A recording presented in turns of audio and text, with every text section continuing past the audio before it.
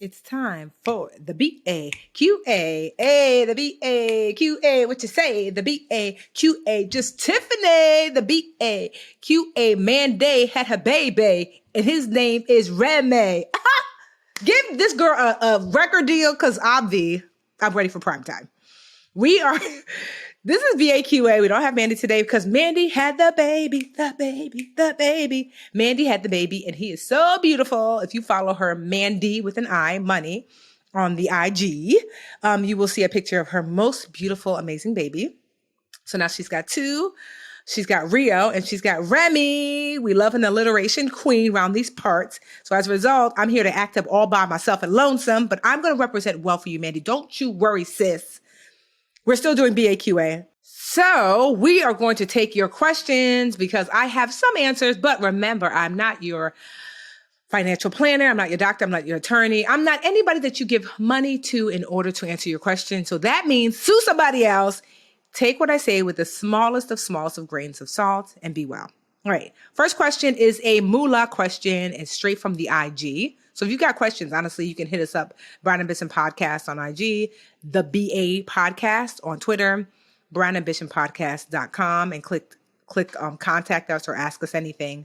And we take questions all over the place. This is a quick one. Hey, ladies, I've been listening for a while now, and I love your advice. Okay. I'm in need of some financial guidance.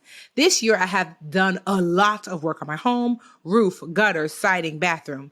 It was all very much needed, but of course, super expensive and a big headache. So then I took my family on a week-long vacation to decompress. However, I have not recovered since financially. We are a family of 5. I'm assuming 2 partners and 3 children. I don't know. And I feel like things have increased in price over time. Should I take drastic measures and focus on getting rid of loans or my credit card debt? I feel like even though my credit score will go down by focusing on the loans, it won't go down too much where it won't be such a huge impact. What are your thoughts? Well, we're going to call you New Home Who This. New Home Who This. Well, first of all, let's get clear that your credit score is not just contingent upon your credit card. So let's just get clear on that. Your credit score is contingent on any money that you borrowed or any money that you have not paid back, right? So if you have not paid, like say your PSE&G bill or whatever, Con Ed or whatever utility bill or whatever that you have, that might go on your credit score because you have not paid that money that you owe someone. But if you also borrow money, your credit score is going to be reflective on how well or how not well you pay that back. So your loans and your credit card debt are both contributing to your credit score. So I don't want you to think that like, oh, if I don't prioritize my credit card debt and I prioritize these loans, then, that somehow they don't both contribute to your credit score, because they do. So if the question is, should I focus on credit card debt or the loans? The answer is, it depends, like the adult diaper. It depends, right? Because it depends on who you are and how you are. So, for example, if you're someone who is emotionally charged by their finances, you might want to pay off whatever debt is the least expensive debt so you can get rid of it sooner. So let's just say you've got 3 loans, you've got 3 credit cards, right?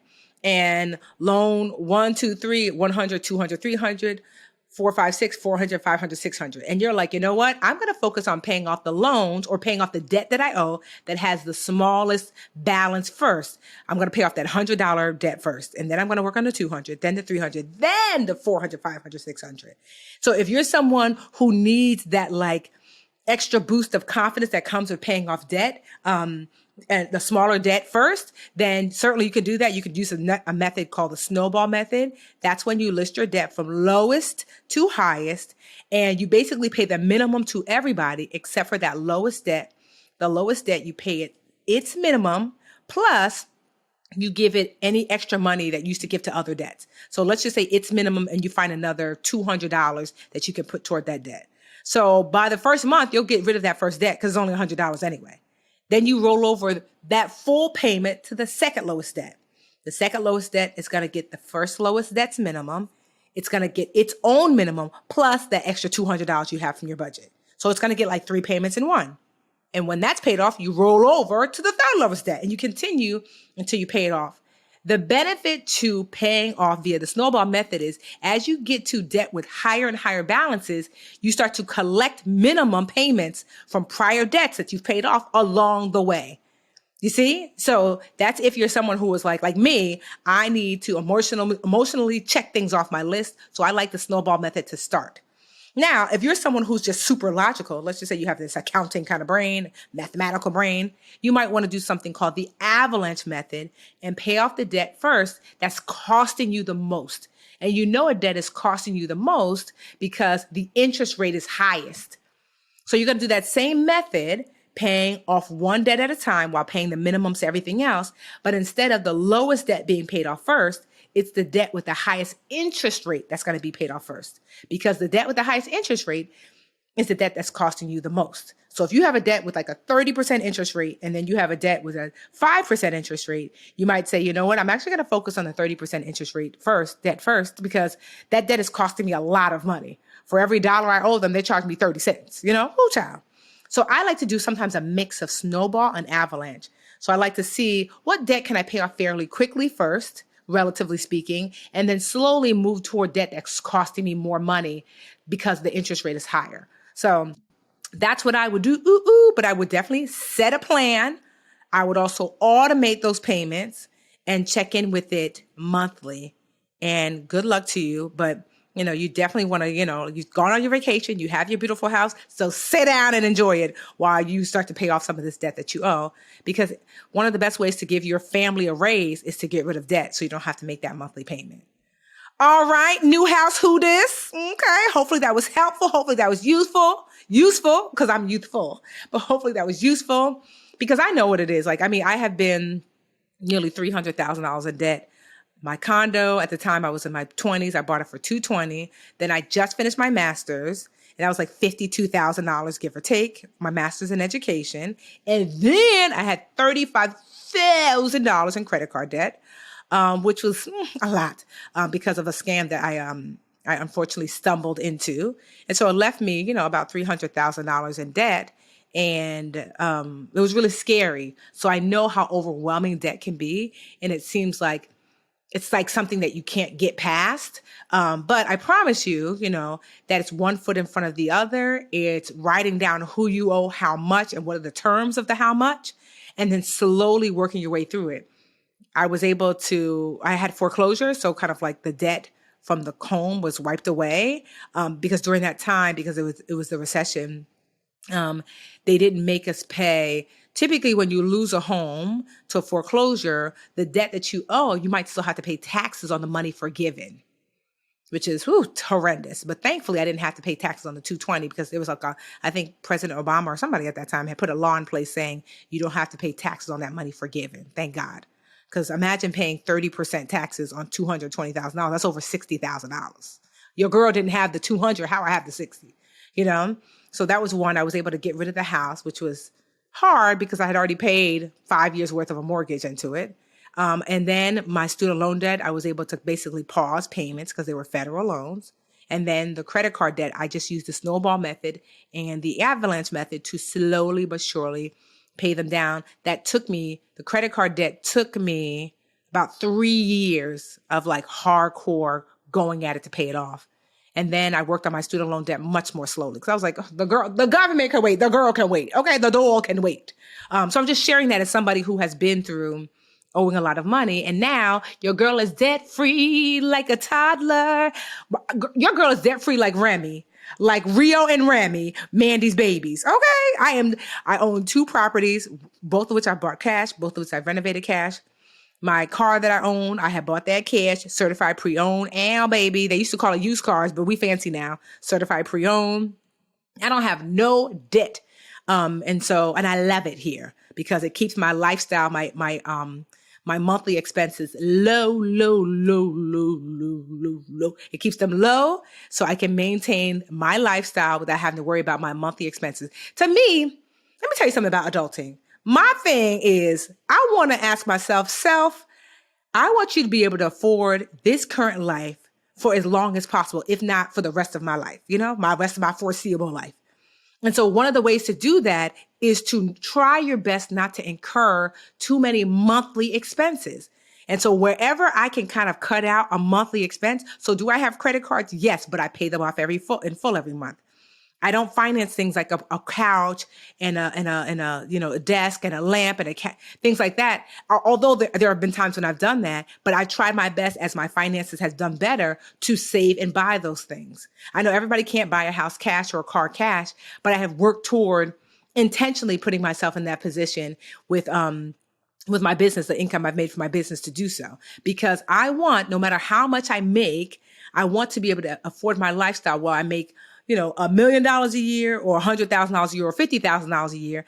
I can fit within my bare bones basic lifestyle, because sometimes things fluctuate. So just keep in mind that, like, ideally you do want to live a beautiful, wonderful life, but can you do so without incurring additional monthly expenses? That's really the key. Okay. All right. Well, we're going to take a break and we're going to come back to being Black and brown on Brown Ambition. And I have another question to answer from one of our amazing listeners, aka you. See you in a few. Hey, BA fam. I just learned Discover credit cards do something pretty awesome. At the end of your first year, they automatically double all the cash back you've earned. Whoop, whoop, that's right. Everything you earned doubled. All the cash back from eating at your favorite soup dumpling restaurant doubled. All the cash back from that trip where you sort of learned to snowboard also doubled. And the best part, you don't have to do anything ridiculous to get it. Nope. Discover does it automatically. We love that. Seriously though, see terms and check it out for yourself at discover.com/match. I am Black. I am brown ambition. I'm here by myself in the stew because, like I said, Mandy just had her baby, honey. And because Mandy ain't here, we acting up. We doing business questions. Next time, I'm going to do all business, Mandy, because who going to stop me? Who going to check me, boo? I love answering business questions. And this one actually came from one of my mentees this morning. She called me. Literally, it was a 10-minute conversation. And she said, Tiffany, you told me about someone who was able to get 100,000 people on their email list in 1 month. But I don't remember how she was able to do so. Can you tell me? I said, girl, I can't, because I remember.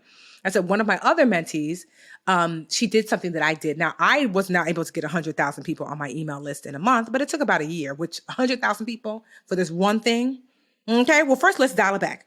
Why is it important to have people on your email list when you have a business? I'll tell you why. Because you want to own access to your audience. Because the Facebooks, if you're even still on there, the Instagrams, like look what they doing to tick of the talk, right? The girls was ticking, talking, and feeling themselves. And now the US government is looking like they might say, girl, you know what's going to be out of here in a minute? TikTok. She can't sit with us. Okay. And so if they take TikTok out of here, what are these TikTok stars going to do? Right? If they say they change the rules, Mark Zuckerberg, if he changes the rules down to the Facebook and the Instagram, what y'all gonna do?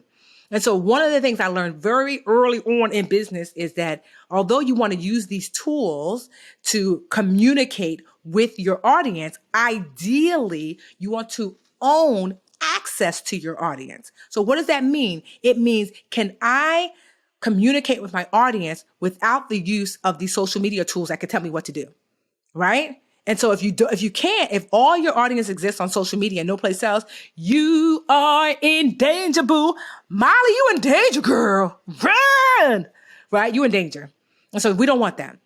And so here's how you get out of danger. You're going to use those platforms to get people onto your email list. And there's a number of ways to do so to get people slowly but surely on your email list. And so my mentee, the one who got the 100,000 people in 1 month, what she did was something that I did. She was honest. She said, girl, I seen you do it. So I copied or whatever. I'm not even mad at that because I'm like, girl, the game is to be played, not... I don't even know the other part of that. I feel like there's a quote there. The game is to be played, not something. Anyway, so I put her on game and I put you on game too. And so one of the best ways, there's so many ways to get people on your email list. You can get people on your email list by offering something for free. Like, hey, do you want this free budget checklist? People put in their name and email, they get the checklist. Yay, everybody's happy. So one, you have to choose it. They call it a CRM. Don't ask me what it stands for. CRM. I don't know. But there's like Mad Mimi. There is, oh goodness. I use one called Keep, Keap, but Keep is like the Rolls Royce of CRMs. It's a lot of money and you don't need that to start off with. There's another one I used to use called, oh man, I forget the name of it. Don't get me the line, child. But these are just ways to collect people's emails and be able to email them. If you just Google CRMs, you'll see. There's one that was actually a really good one, but it wasn't so expensive. Anyway, your girl got the mind of an 80-year-old sometimes. So do your Googles, do a little bit of work, right? So you're going to pick a CRM and then you're going to link, so the CRM will allow you to, it'll allow you to create a contact form where people will put in, it'll say, welcome, dream catchers. This is what I have.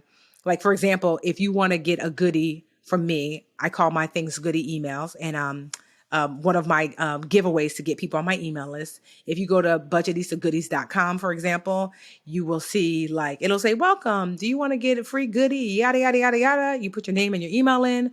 It adds you to my Keep email list. And then you get your free goodie right away. And then every Wednesday I send out more free stuff. And it allows me now when I'm launching a book, like I have my workbook coming out, Made Whole, in November of this year.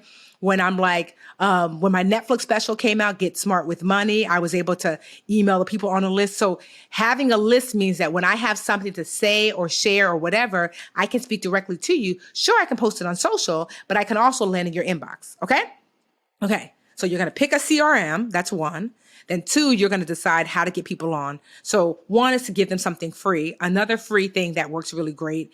It's a lot of work though, but I created a literature challenge. A challenge is a great way. So challenges are anywhere typically from 3 days. So mine is 3 weeks long, where it's like a free course, but people are more likely to give their name and email if they're going to receive something great and juicy in return. So my annual literature challenge, well, actually, you can always take that at literaturechallenge.com. It's free. But in exchange, people give me their name and email and a lot more. So because the challenge is 3 weeks, I don't just ask for name and email. The registration email, I want to know how old you are. Where do you live? The literature challenge allows me every year to get a clear demographic of who I'm serving so I can tailor make things directly for my audience. So the bigger gift you give to the audience, the more you can ask of them.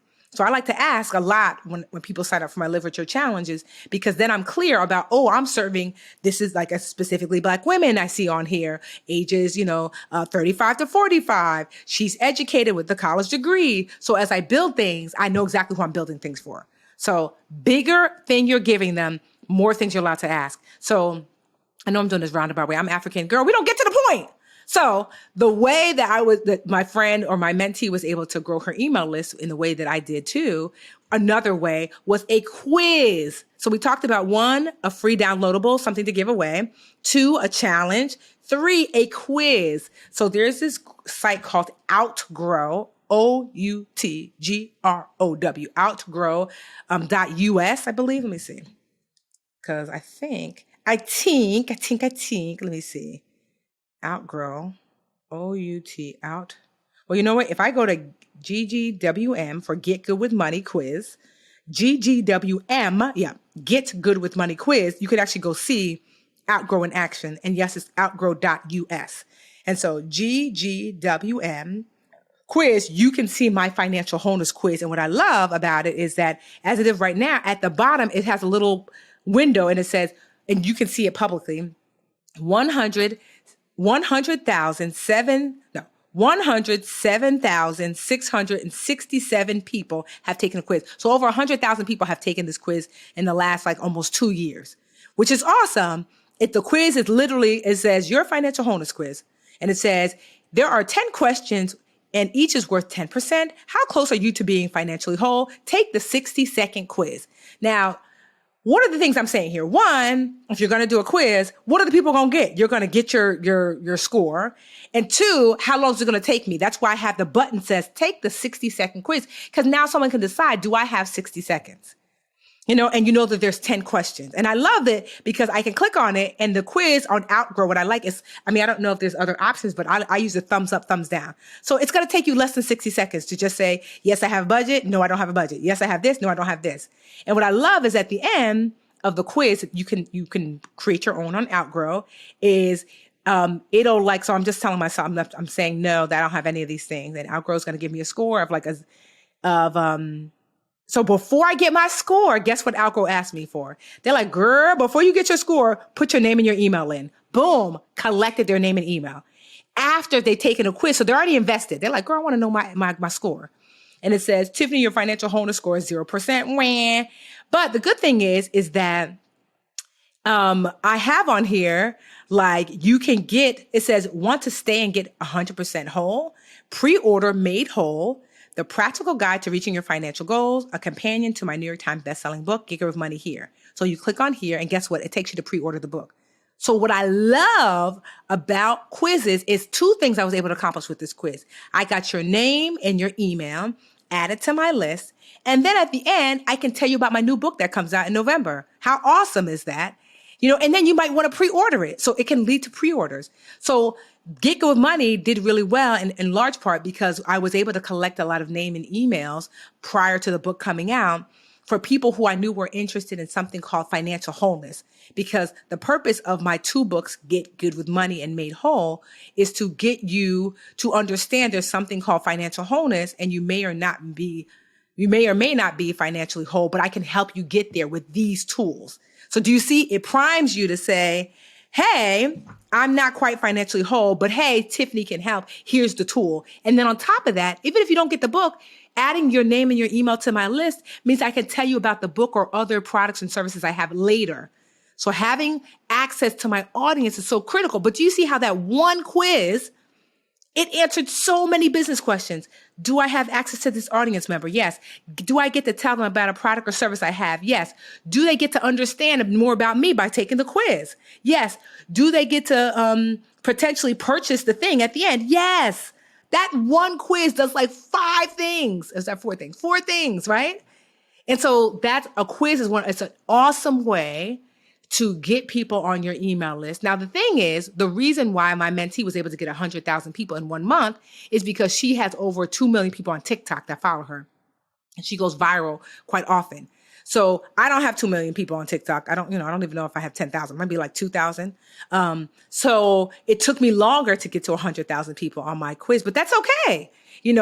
So I'm not saying you're going to get 100,000 people on your list in a month, but what you will get is somebody, you know what I mean? And then what you want to do is when you get people on your list, keep it warm. What does that mean? It means at least monthly reaching out to your list to add value to someone's life. Here's a free tool. Here's a free checklist. Here's a video that helped me, whatever it is, whatever your fitness, vaginal health, whatever it is that you teach, you can keep your list warm. I do a weekly email to keep the list warm, and I'm always pouring in and giving. So every once in a while, once or twice a year, when I say, here's something that you can buy, the girls is like, say less, sis, you've been giving. I love it. You see what I mean? Doesn't that make sense, girl? I be knowing stuff. It's been 15 years in business, over $40 million made. Yes, Brown Girl Tiffany has done all of that. Black Girl Tiffany has done all of that. I have many a mentee. And if you want to be a mentee of mine, I don't take on any more one-on-one mentees, even though I always say that, but someone always weasels their way in. But the good thing is that when I talk to my one-on-one in-person mentees about, I also talk to like my mentees online. There's about 1,300 mentees that I have, and we have a monthly chat where I teach a live lesson or I do a Q&A, and the mentees actually meet with each other weekly. You get to connect with each other. And then every month, for any new mentees that might have joined that month, they have a networking session. They just did a fun one where it was a game night, which was so fun. Okay? So if you want to be a mentee where you're going to get a lesson from me every month live, and then there's a recording you can watch later, connect with other mentees weekly, if not daily, because we have like a chat. Every week, I also give like some sort of tool that I used in my business. It's just a really awesome place. It's only $10 a month for now, because I'm not going to lie, the price is going up. It might be 20 by the time you listen to it. You lost out on the $10.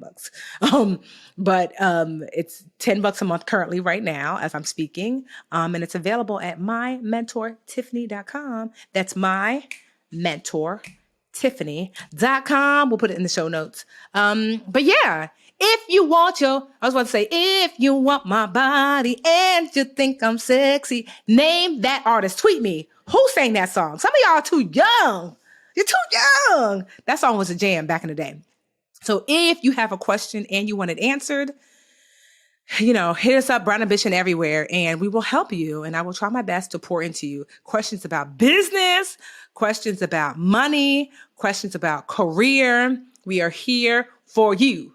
I'm here for you. And tell Mandy I've been on my best behavior, okay? Tell her I was only singing just a little bit and that I was real good, okay? All right, until next week, y'all, I will see you on the BAQA. Bye. Hey, BA fam, we're on YouTube. Woohoo! Thank you so much for watching. Please like this video and subscribe to the channel. And while you're at it, why don't you go over to that little bell icon and just tap that for us. Show the BA fam how much you love us. And that way you'll also get notifications when new videos drop. Also, share the channel with a friend. We're always like, tell a friend, tell a friend, tell a friend. And thank y'all so much again for all the support.